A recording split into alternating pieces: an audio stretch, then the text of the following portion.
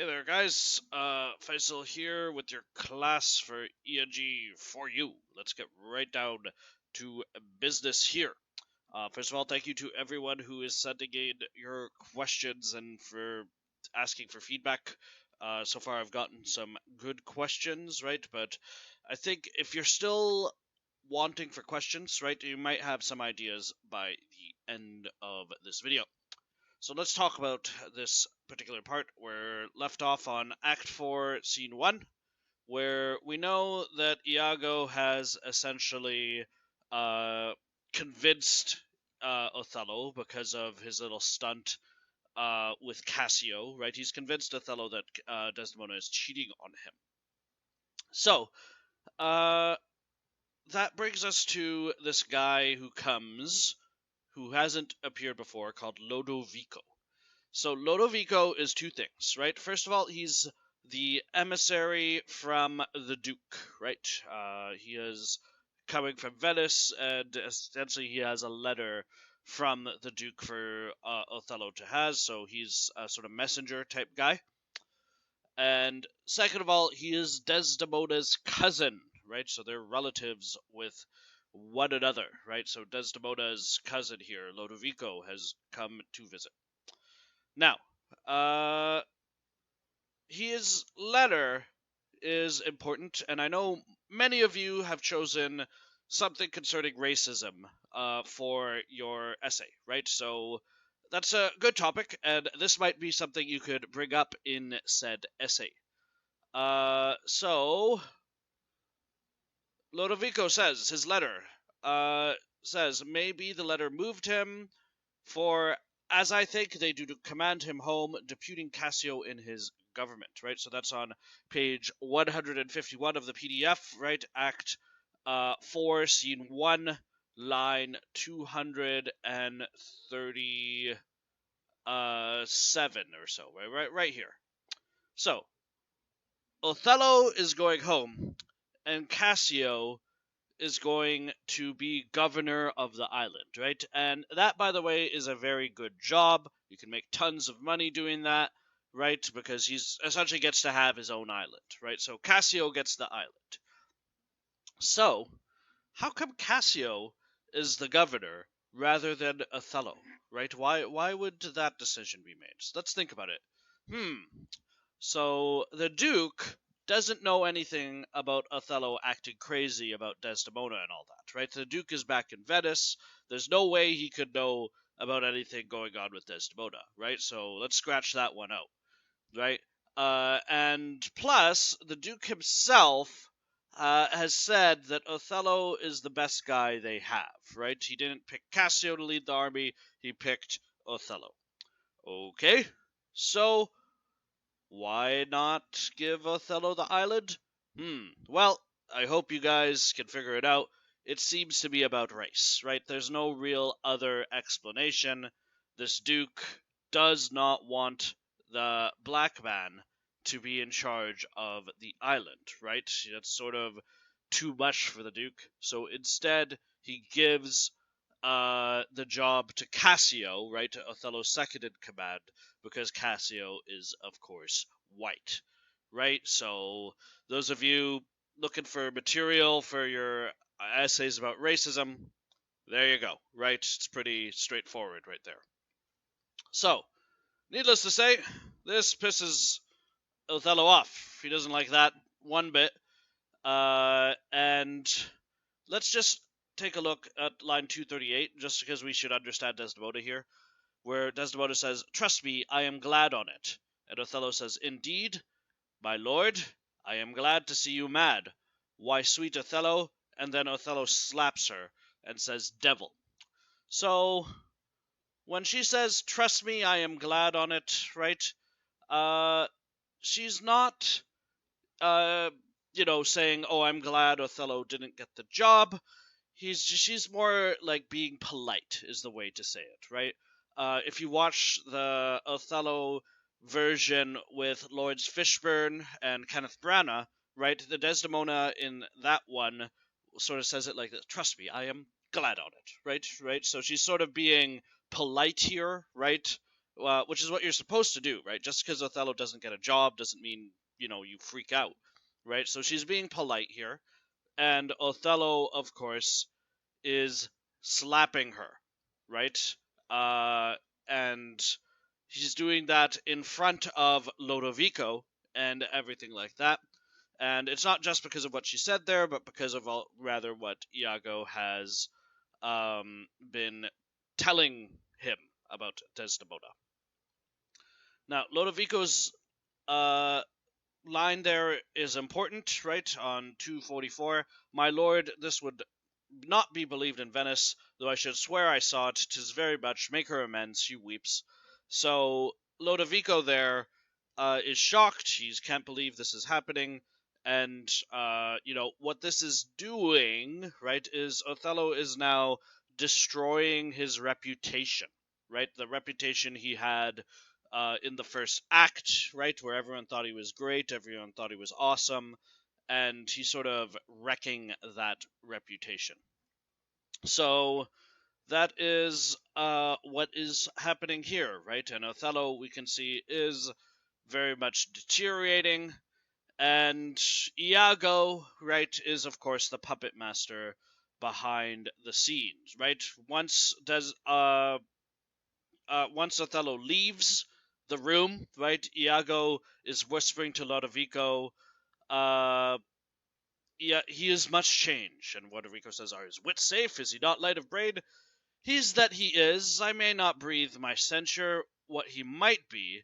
If what he might he is not, I would to heaven he were. What, strike his wife? Faith, that was not so well. Yet would I knew that stroke would prove the worst.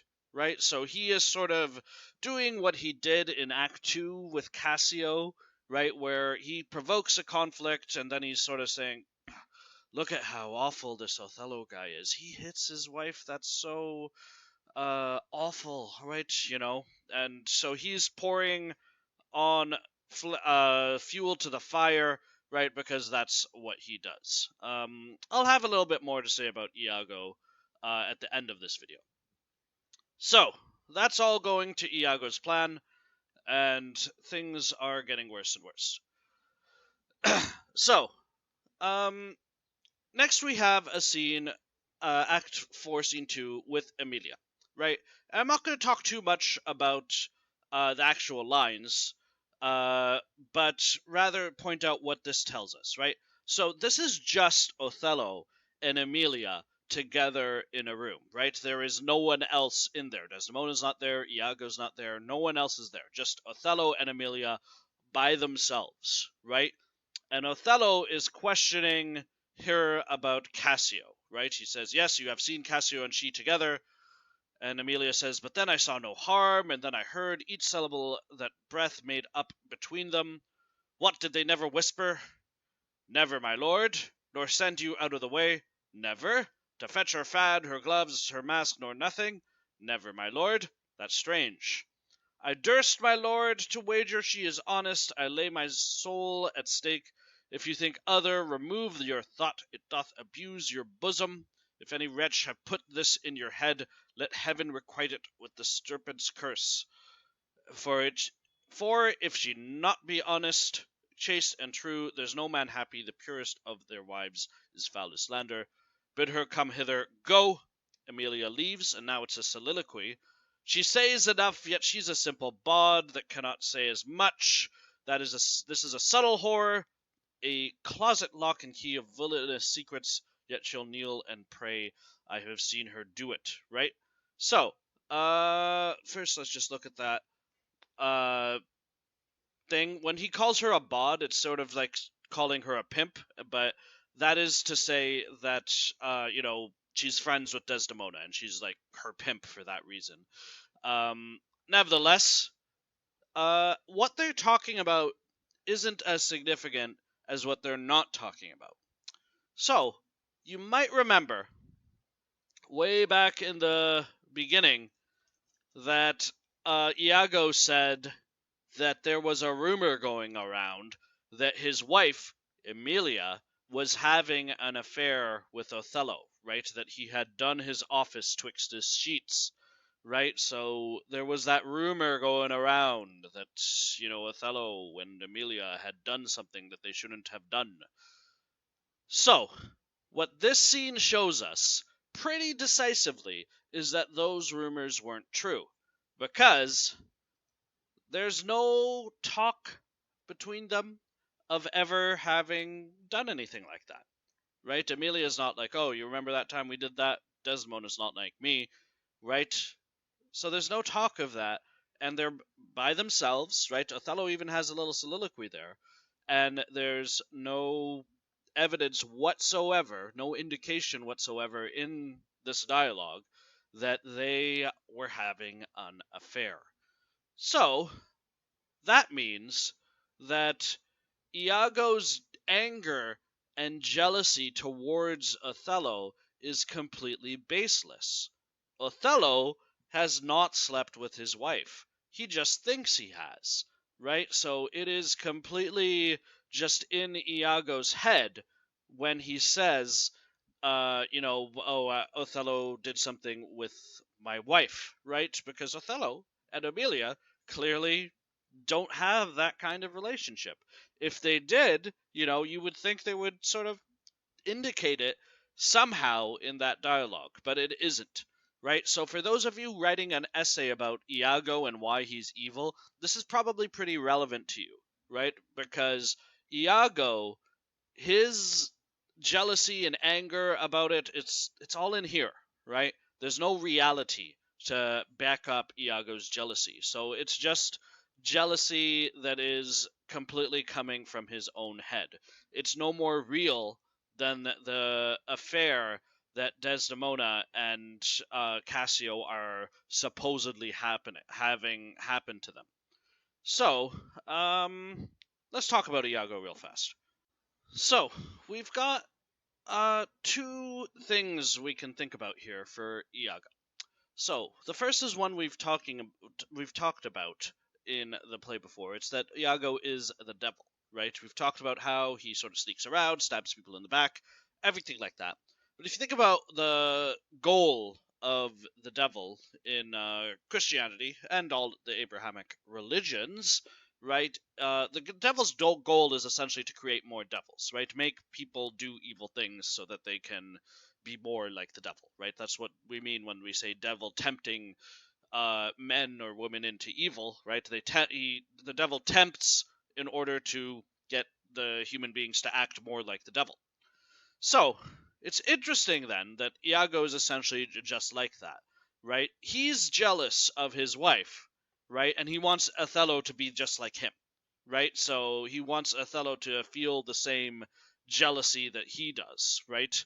And it's interesting that they're both of these men are not actually being cheated on, right? They're both it's all both in their head, right? But Iago essentially wants to make Othello into another Iago. The other way of looking at Iago, and I should have mentioned this yesterday, but this sort of plays into what we've been talking about, is that Iago is a playwright, or I should say, like a writer, right? So think about the last scene where Othello was off to the side and Iago is with Cassio talking to him and saying, talking about Bianca and all of that stuff. So in that case, uh, let's think about this in terms of symbolism, right? Othello is sort of like the audience in a play, right? And Iago is presenting a story to him and trying to get him to believe something, right? Sort of like Shakespeare is trying to do in this play, right? So Iago is creating a story, and Othello is the audience, and Othello is trying to be sort of brought into the story and made to believe this stuff, right? So the other way of looking at Iago is that he is sort of analogous to Shakespeare himself. So if you're still looking for a topic for your essay, right? First of all, hurry up and pick one, right? You're running out of time. But what you want to do is try to investigate this business a little bit more. So then, let's leave them behind and let's shift on over to Desdemona and Emilia. So, we see in Act 4, Scene 3, and the end of Act 4, Scene 2, sort of Emilia and Desdemona sort of contrast with one another. Let's start with Desdemona, who is the simpler of the two.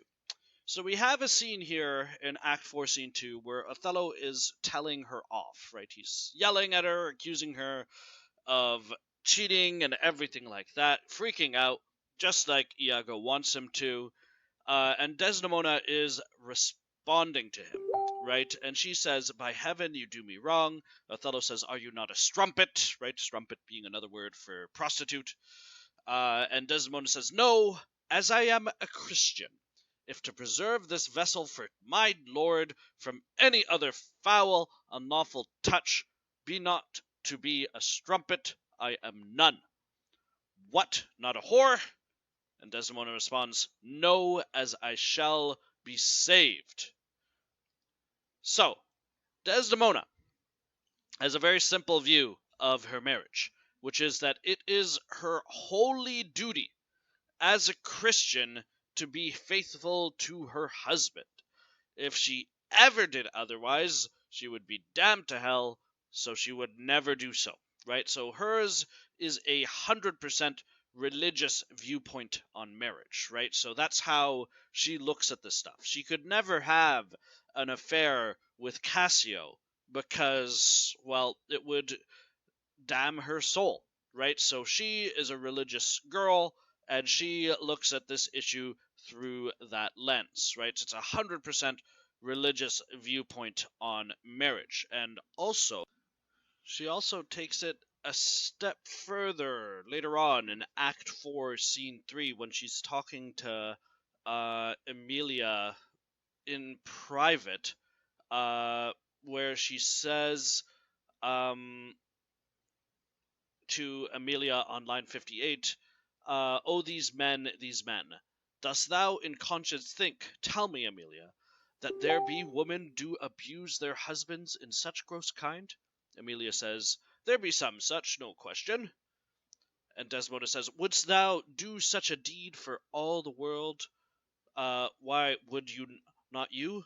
Know by this heavenly light, nor I, neither by this heavenly light, I might do it as well in the dark. Wouldst thou do such a deed for all the world?" So what Desdemona is saying here is that she doesn't think that she would do it herself, but also she doesn't think any woman, right, would actually cheat on their wives, on their husbands. Sorry. So she thinks no woman anywhere can cheat on their husband, right? So that is her perspective on the matter because it's such a horrible thing to do. So, again, Desdemona is incredibly devoted, right, to her husband, right? She's religious, and she's also a little naive, right? That word naive meaning kind of, doesn't know what's going on in the world. Emilia, however, I just read that little exchange there, is different, right? Because Emilia says that, yeah, there are women that would cheat on their husband if the price was high enough, right? And she gives this particular speech. Right? Let me just jump down a page. This is page 175, right? And by the way, right here is an essay where Desdemona says, "I do not think there is any such woman," right? So he thinks no woman can do it. And Emilia says, "Yes, a dozen, and as many to the vantage as would store the world they played for. But I do think it is their husbands' fault if wives do fall. Say that they slack their duties and pour our treasures into foreign laps, or else break out in peevish jealousies, throwing restraint upon us, or say they strike us or scant our former having in despite. Why, we have galls, and though we have some grace, yet we have we some revenge. Let husbands know their wives have sense like them. They see and smell, and have their palates for both for sweet and sour, as husbands have. What is it that they do when they change us for others? Is it sport? I think it is. And doth affection breed it? I think it doth. Is it frailty that thus errs? It is so too. And have we not we affections desire for sport and frailty as men have? Then let them use us well. Else let them know the ills we do, their ills instruct us so. So, Emilia is different. Emilia doesn't see anything about a holy duty here, right? Emilia says that women cheat on their husbands because the husbands cheat on them, right? So that is her perspective on the matter, first of all, right? And she essentially says, women are men, and men are exactly the same in terms of their desires and their wants, right? So therefore they will also cheat. So Emilia here is expressing a perhaps a little bit more cynical view of marriage, right? So this is a much more cynical view of marriage, right? So that is one thing about this. And the other thing that Emilia is doing here is she is giving us a strong contrast to Desdemona, right? It's not all about religion for Emilia. It's not just about, oh, well, if you cheat, you'll go to hell, so therefore you can't do it, right? She sort of looks at it in a more, I guess you could say, worldly way, right? By the way, in case you didn't guess, right, Emilia is obviously older than Desdemona, right? And a lot more experienced, right? She isn't naive like Desdemona. Oh, and plus, she's married to Iago, right? So, she's married to the literal devil. So, you can maybe tell why she's a bit more cynical about marriage. So, if you still don't have an essay topic, right? You just don't know what you're doing for this whole essay stuff. Look at these two characters, right? Desdemona, religious, naive, all that. Emilia, cynical, experienced, all that, right? We've got these two characters, and, well, couldn't we sort of compare and contrast them? It's an idea. If you still don't have an idea for an essay, I think it writes itself, right? There you go. So, we're coming to the end of the play. In fact, tomorrow's video, we're going to talk about the end. So this thing is going to be wrapped up tomorrow. But before we go today, I want to talk a little bit about your essays. So, first of all, citation of Shakespeare. I found this very good PDF that explains it very well. So, when you cite Shakespeare, you are not citing a page number. You are citing act, scene, and line, right? So, if I were to quote this speech, right, yet their wives have sense like them, they see and smell and have palates both for sweet and sour, right? Then it would be, it's down here, Act 4, Scene 3, line 94 to 96. In fact, here, let me go ahead and do that. So, if I take this quote and I want to quote it, here's how I do it.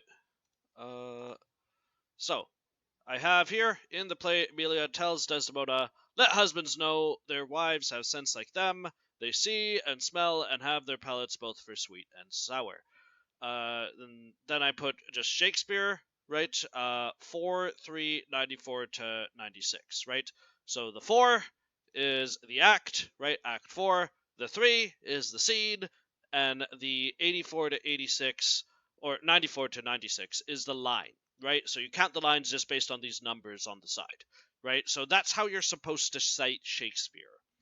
For works cited, I should check that. For works cited, you just look at the front page, right? It's Othello, the Moor of Venice, right? This is literally a scanned copy of a book, right? So we would just cite it. Just follow the format as I talked about last time.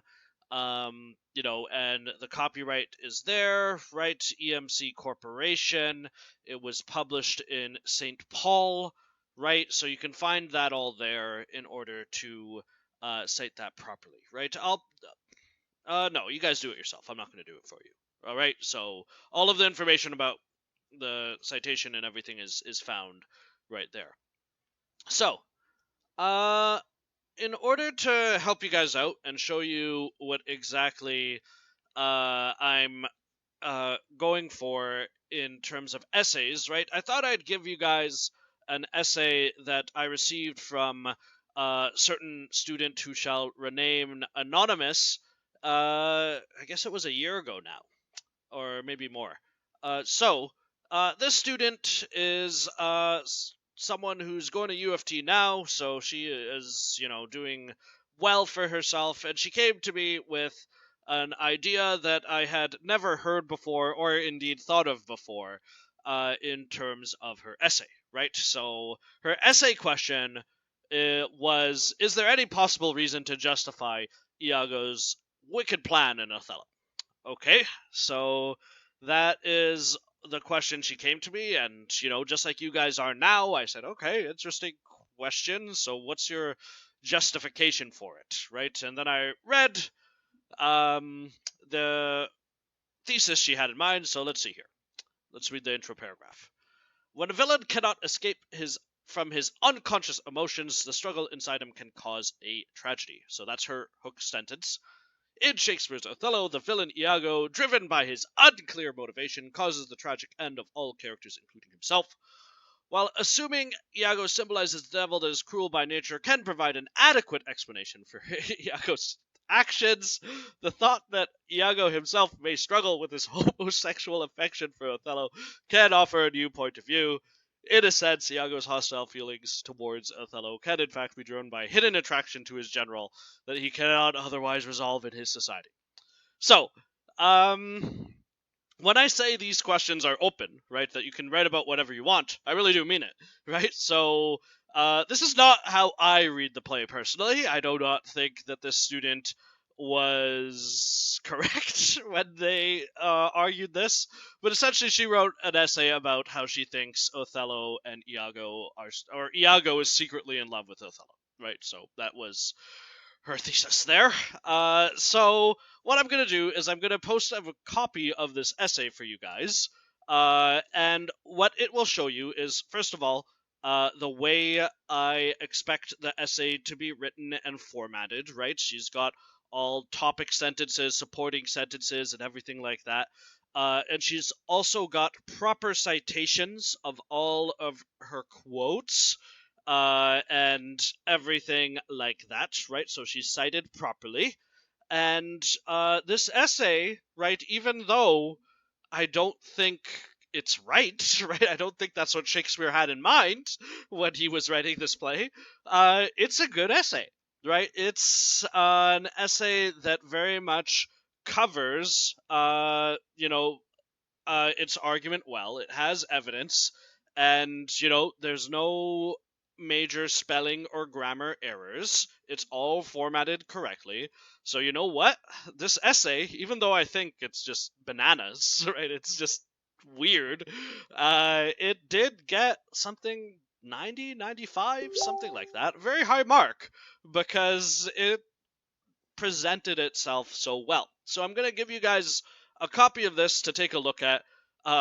It's also very funny, right? I think that's clear, right? The student was a little crazy, we can say, but maybe you guys will agree with her. Maybe you'll read this and agree with the argument. But the point here is that this is an example of a interesting, unique take on things, and if you give me an essay that's looking like this, right? Perfect grammar and spelling, properly cited, everything like that, then, well, you're in great shape. All right? So take a look at it, and hopefully it will be of help to you. I am glad that things are mainly going well in terms of the questions and everything like that. By the way, no one else is allowed to do this weird topic, right? So if you think, oh, I'll do that too, no. This is for her only. So yeah, that's just a very special student I had then, I guess. Anyway, so we'll wrap it up there, and I will talk to you guys soon. remember our Google Meetup is occurring on Friday, right? So tomorrow I'll post a video to wrap up the play, and then Google Meetup on Friday, where hopefully I'll be able to talk about the play and also answer some essay questions. So until then, I hope you're all doing well, and I'll see you all next time.